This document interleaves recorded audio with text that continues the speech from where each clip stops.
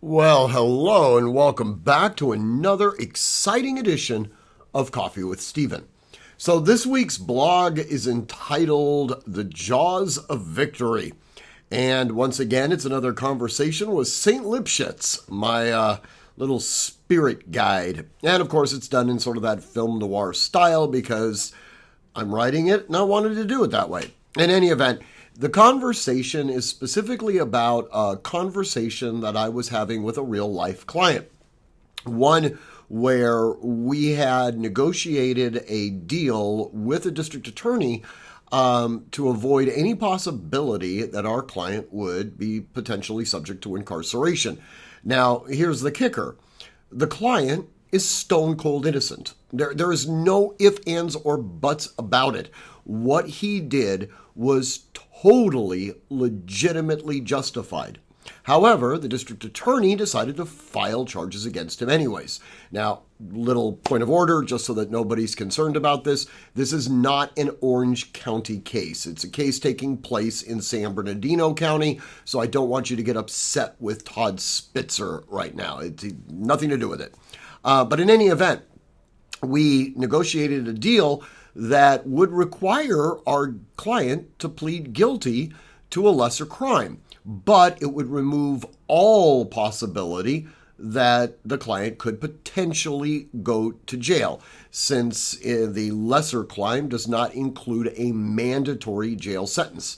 And I had to tell the client, look, here's the deal. If you plead guilty to this crime, which you didn't do, there's no chance that you're going to go to jail. I should also point out that the client has an invalid wife that he is the primary caregiver for.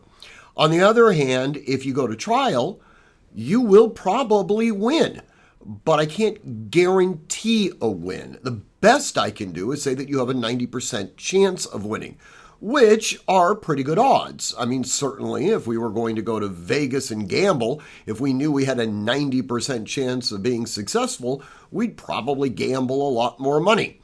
But there is still this 10% risk of loss. And since his wife is now potentially going to be impacted by losing her primary caregiver for upwards of 30 days, this was something that was potentially untenable. Now, in the blog, I sort of divert a little bit away from the truth. In the blog, the client has basically said, screw it, I'm going to trial. And I'm kind of upset about that because I'm afraid that he's going to potentially be incarcerated. And St. Lipschitz points out the fact that it is entirely conceivable that this client's sense of justice outweighs potentially even my own.